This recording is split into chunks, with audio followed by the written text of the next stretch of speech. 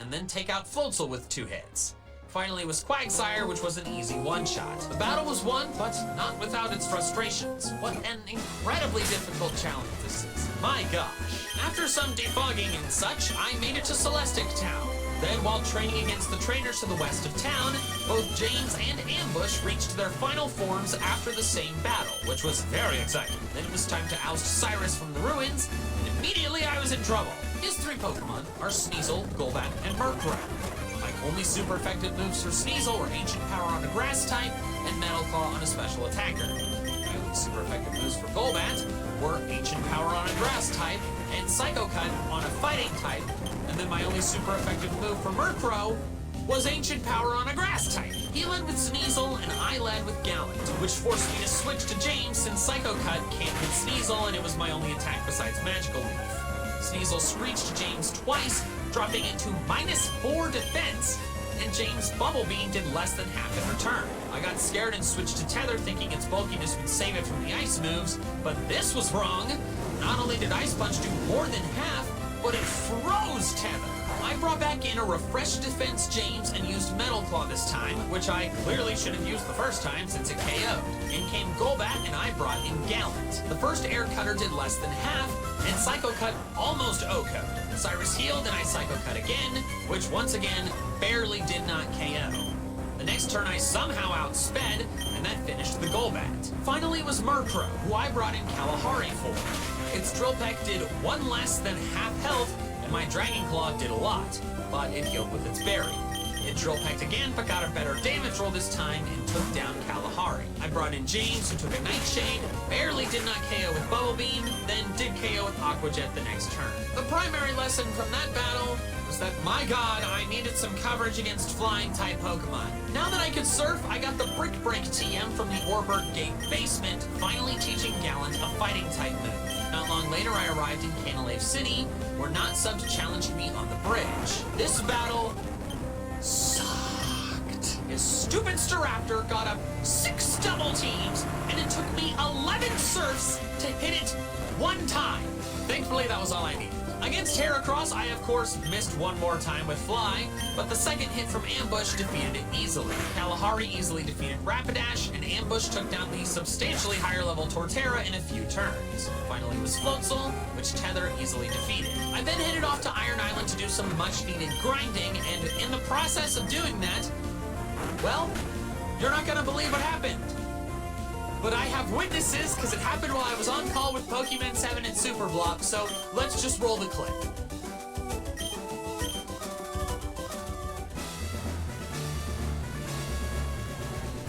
Yes! What? A Graveler! I found a shiny Graveler and it blew up on me. What? What do I do? 32. Okay, 32. In Platinum. Okay. Yes, it has Magnitude, Self-Destruct, Rock. Oh my god, are you kidding? I would start chucking. Like, that's the most logical thing to do because it can blow up. From the ball. 1. Broke out. Oh, it shines again every time it breaks out. That's kind of rude. Magnitude 5. Ultra Ball number 2.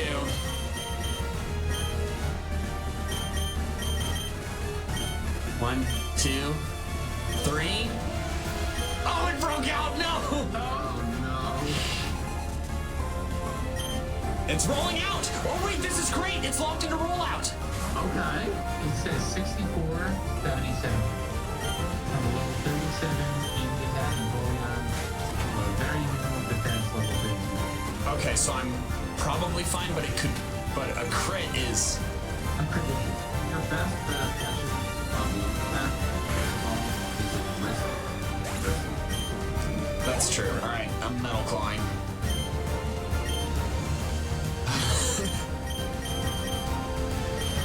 It did half.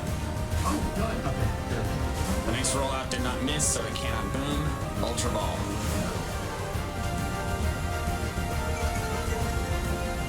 1, 2, 3. Yes!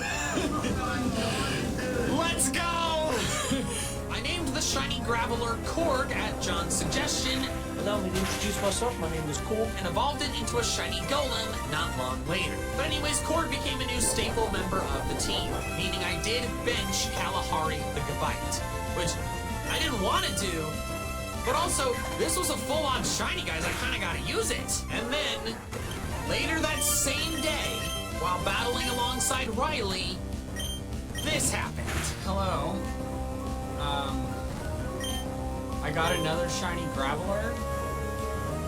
Somehow, I just had to send the ROM file to Mick, aka Superblog, to be like, dude, did I accidentally download a bugged, like one that had boosted odds by accident? He did the stuff. He says no, it's full odds, which I don't understand.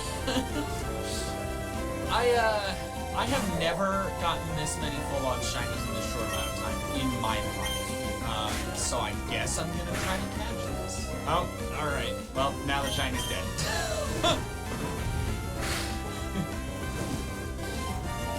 This would be upsetting if I didn't already catch one earlier today.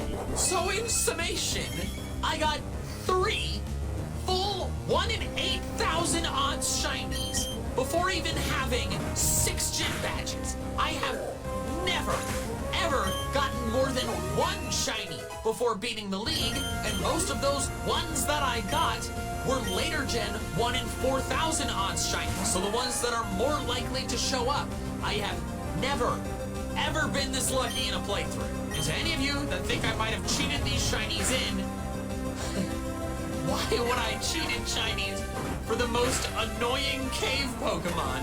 One of them being one that could blow itself up and then do the blowing up one a second time. After that chaos, I finally took on the 6th gym leader, Byron. My plan was to sword stance sweep with Gallant. I set up the sword stance, but then of course the Magneton paralyzed Gallant on the one turn where it had the chance to.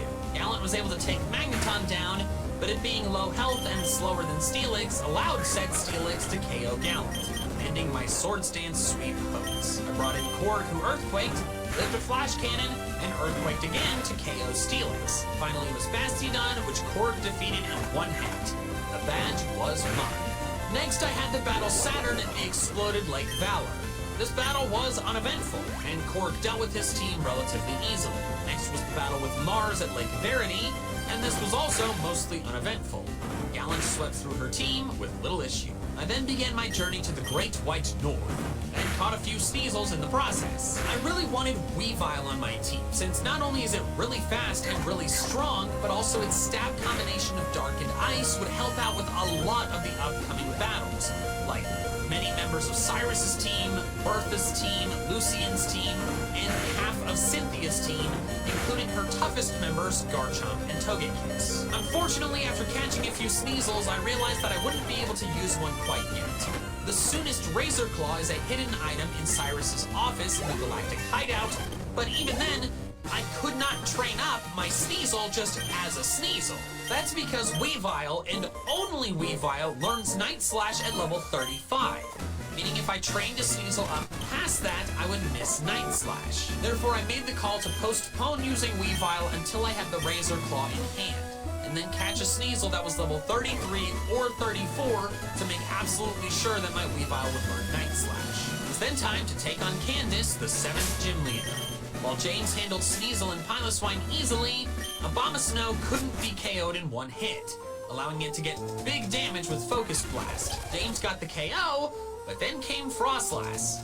Since I wanted to try and feel cool by not using any potions, I let James go down, figuring that my other 4 Pokemon could easily handle Frostlass. This was a mistake! I made the severe oversight that the entire rest of my team was weak to Frostlass's 2 stab types, Ghost and Ice, which allowed it to sweep through all of them and lose me the battle. Can I get a hail? No.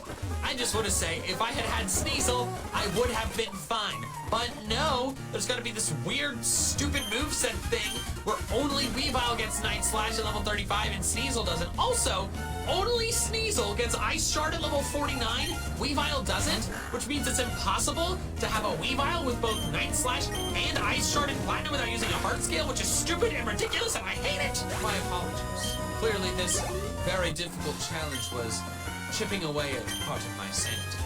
But I was not about to give in. I immediately challenged Candace again, leading with Gallant to preserve James for Frostlass. Gallant dealt with Sneasel easily, and then I brought in James to fight Frostlass. While it was much easier this time due to it not getting the Snow Cloak boost due to no hail, it still took several turns to take it down due to double team. Eventually, though, James was able to do it and take down the Ice Demon Woman thing. James then took down Piloswine, then did big damage to Abomasnow before falling to Focus Blast and Hail. Gallant came back in to finish it off. The badge was mine. This time, hell yeah.